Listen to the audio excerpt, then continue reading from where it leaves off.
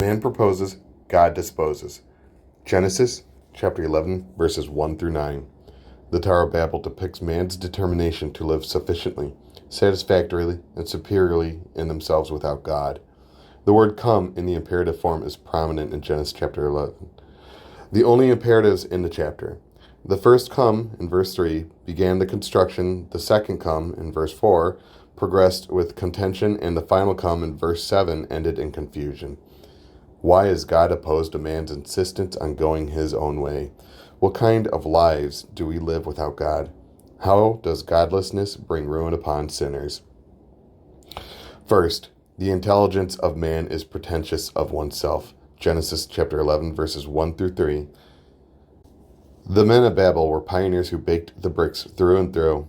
In Hebrew, bake them thoroughly, verse 3, is bake, bake. Man's first ambitious let us, verse 3, was never for self-improvement but for self-destruction. It was never to have good character, but to have more choices. It was not to be more personal, but to be more powerful. Not to build relationships, but to build weapons. Sadly, man cares only for his advancement, addition, and advantage. Still, God is not opposed to man's efficiency or proficiency, but their sufficiency. He is not at odds with our creativeness, but our cleverness, or against a process of change, but our extremity in confidence. The words each other in verse 3 made its debut in the Bible.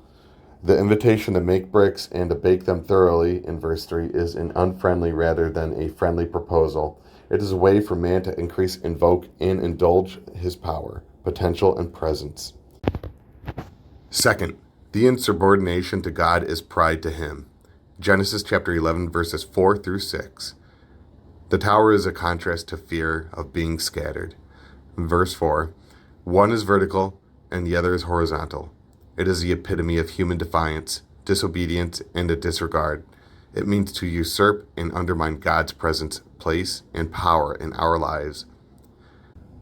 Man disregarded God's will deliberately, deftly, and dangerously. The beginning of civilization begins with God's creation in chapter 1, ends with human cooperation, cleverness, and construction. 6 things were right for man to be the master of his universe: manpower, management, motivation, mindset, material, and method. The second let us, in verse 4, comes with a purpose and not just a motto, a motive and a mission, and not just a method and means. The progress of man is epitomized from a brick in verse 3 to a city and a tower, and finally to heaven in verse 4. The ultimate motive of man was to be immortal, important, and inseparable. God is not against extensive construction, but exclusive control. He does not oppose unity, but universality, the formation of a global system, and a fixation in world domination. Third, the incivility to others is prejudice to others. Genesis chapter 11, verses 7 through 9. Can people get along with differences in language, land, and lineage? Genesis chapter 6, verses 5 through 8.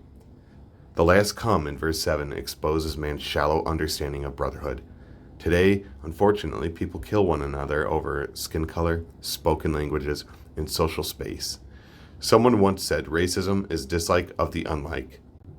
Do you know what city in Revelation chapter 18, verses 2 and 3, is given more coverage for her potentiality, prosperity, and perversity? Babylon the Great, the biblical city that survived the threat of Babel dispersion. It is also known as the mother of prostitutes and the abominations of the earth. Revelation chapter 17, verse 5. Why was she called such? She feeds on immorality, sorcery, and wickedness. Isaiah chapter 47, verses 8 through 13. Its modern name, Iraq. In conclusion, wisdom, wealth, or work are nothing without the Lord and against the Lord. Proverbs chapter 21, verse 3. Have you ever relied on your own intelligence, imagination, and ingenuity? Trust the Lord at all times. For all things, with all your heart, remember God's foolishness is wiser than your wisdom, and his weakness is stronger than your strength. 1 Corinthians chapter 1, verses 25 through 26.